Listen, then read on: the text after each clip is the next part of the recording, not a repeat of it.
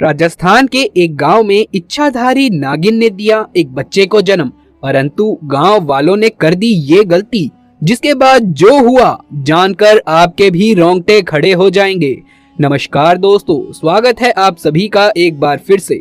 दोस्तों, हर एक इच्छाधारी नागिन के पास एक बहुमूल्य चीज होती है जिसे हम नागमणि के नाम से जानते हैं। नागमणि से प्राप्त हुई शक्तियों के सहारे वो किसी का भी रूप धारण कर सकती है और कोई भी आकार ले सकती है। दोस्तों, कहते हैं एक साधारण नागिन कार्तिक पूर्णिमा के दिन बगैर मणि के भी विशेष शक्तियां प्राप्त करते हैं।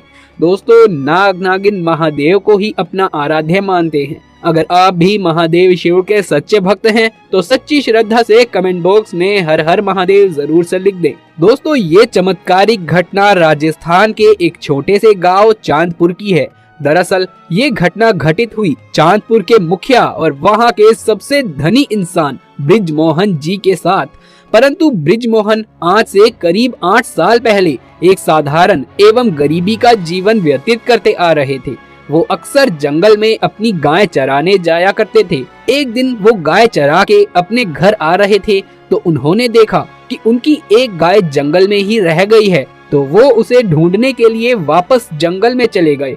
वो गाय को ढूंढते ढूंढते जंगल के थोड़ा अंदर चले गए। उसी जंगल में एक इच्छाधारी नागिन अपने नाग के साथ एक विशाल पेड़ के पास रहा करती थी। वो नागिन गर्भवती थी। शाम का वक्त था और बृजमोहन जब उस पेड़ के पास से गुजर रहा था तो उसे वहां पर एक तेज चमकती हुई चीज दिखाई दी, परंतु साथ ही वो दोनों नागिन भी वहीं पर थे। उन्हें देखकर वो डर गया और तुरंत वहां से जल्दी से घर की ओर भागा और घर आकर आराम करने लगा। परंतु उसे नींद नहीं आ रही थी क्योंकि वो चीज जो जंगल में चमक रही थी वो बार बार उसके ध्यान में आ रही थी। वो इतना तो समझ गया था कि हो ना हो वो कुछ ना कुछ बहुत मूल्यवान चीज होगी और अगर वो मुझे मिल गई तो मैं भी धनवान हो जाऊंगा। परंतु सबसे बड़ी समस्या थी वो दोनों नागिन। अगले ही दिन वो दोबारा से उसी जंगल में उसी जगह पर गया और कुछ दूरी बनाकर एक पेड़ के पीछे छुपकर उस नागिन को देखने लगा। कुछ देर देखने के बाद उसने ध्यान दिया कि नागिन तो गर्भवती है। वो सोचने लग गया कि यही अच्छा मौका होगा। जब नागिन अपने बच्चे को जन्म देगी तभी वो नागमणि चोरी कर लेगा, क्योंकि उस समय नागिन कमजोर होगी। बस उस नाग को मारना होगा। दोस्तों, कहते हैं अगर नाग के मुंह पर गोबर मार दिया जाए तो वो अपना होश खो बैठता है। अब बृजमोहन हर रोज गोबर लेकर उस विशाल पेड़ के पास छुपकर सही मौके का इंतजार करने लगा। एक दिन वो मौका भी आ गया जब नागिन अपने बच्चे को जन्म देने वाली थी। तभी चुपके से बृजमोहन ने नाग के मुंह पर तेजी से गोबर मार दिया और फिर एक बड़े पत्थर से नाग को मार डाला। फिर उसने नागिन और उसके बच्चे को भी मार डाला और उस मणि को उठाकर जल्दी से घर की तरफ निकल पड़ा। उधर नागिन किसी तरह बच गई थी और बस बेहोश पड़ी थी। जब नागिन को होश आया और उसने अपने बच्चे और पति को मरा देखा तो उसके दुख दर्द का ठिकाना नहीं रहा। वो उस समय गुस्से से पागल हुई जा रही थी और उसने बृजमोहन से बदला लेने की ठान ली, परंतु मणि चली जाने के कारण वो अपनी शक्तियों का प्रयोग नहीं कर सकती थी। परंतु अभी भी वो अपना रूप तो बदल ही सकती थी। इधर बृजमोहन को जैसे ही मणि मिली उसका पूरा जीवन ही बदल गया। उसकी फसल इस बार काफी अच्छी हुई और काफी महंगे दामों में बिकी। उसकी तो जैसे मानो लॉटरी ही लग गई हो, क्योंकि वो जो भी धंधा कर रहा था उसे हर जगह से लाभ ही मिल रहा था। बृजमोहन को भी पता था कि ये सब उस चमत्कारी नागमणि का ही कमाल है। गांव में हर जगह उसका नाम था। बृजमोहन के इस रुतबे को देखकर एक अच्छा रिश्ता बृजमोहन के लिए उसके पास ही के गांव से आया और मनीषा नाम की सुंदर स्त्री से उसका विवाह संपन्न हुआ। मनीषा अपने पति को बहुत प्यार करती थी और बहुत इज्जत देती थी। दोनों एक दूसरे का कदम कदम पर साथ निभाते थे।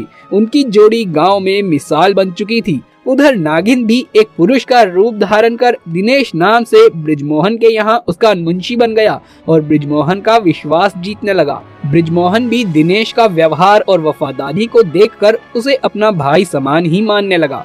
एक दिन मनीषा अपने पति बृजमोहन के पास आती है और बताती है कि तुम अब पिता बनने वाले हो, मैं गर्भवती हूँ। ये सुनकर बृजमोहन की खुशी का ठिकाना ही नहीं रहा।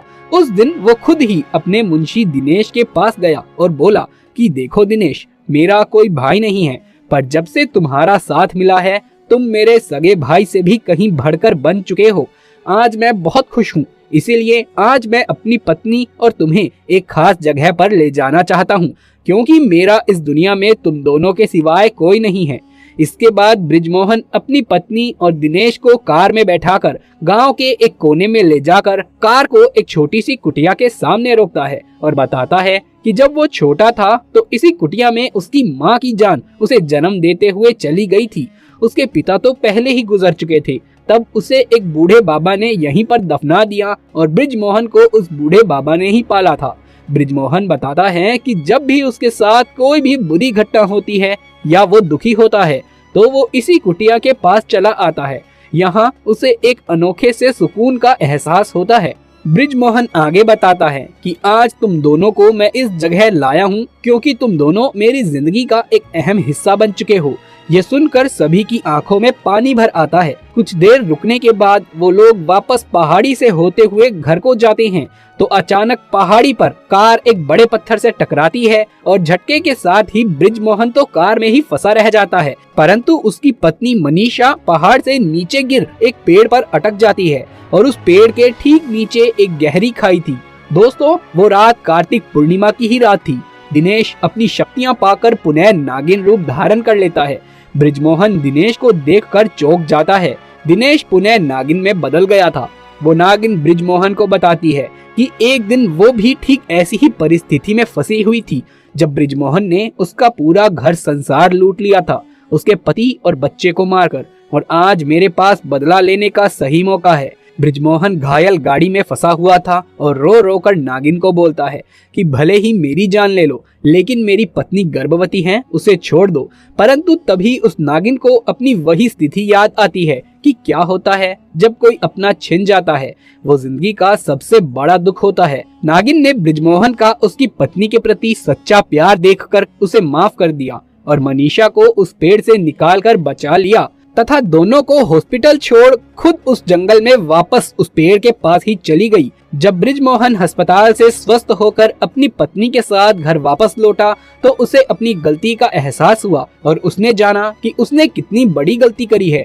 वो उस नागमणि को लेकर उसी विशाल पेड़ के पास गया और उस पेड़ के पास उस नागमणि को रखकर फूट फूट कर रोने लगा और शाम को वापस से घर आ गया। दोस्तों, कभी कभी इंसान लालच में इतनी बड़ी गलती कर बैठता है कि फिर उस गलती को कभी भी ठीक नहीं किया जा सकता और बस अंत में पछतावा ही रह जाता है।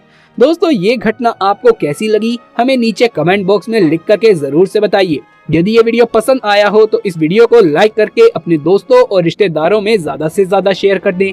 महादेव शिव के सच्चे भक्त कमेंट बॉक्स में हर हर महादेव जरूर से लिख दें। आगे भी ऐसे वीडियोस देखते रहने के लिए हमारे चैनल को सब्सक्राइब करके पास वाले बेल आइकन को भी दबा लीजिए। जल्द मुलाकात होगी आपसे किसी अगली वीडियो में, तब तक के लिए आप सभी का धन्यवाद।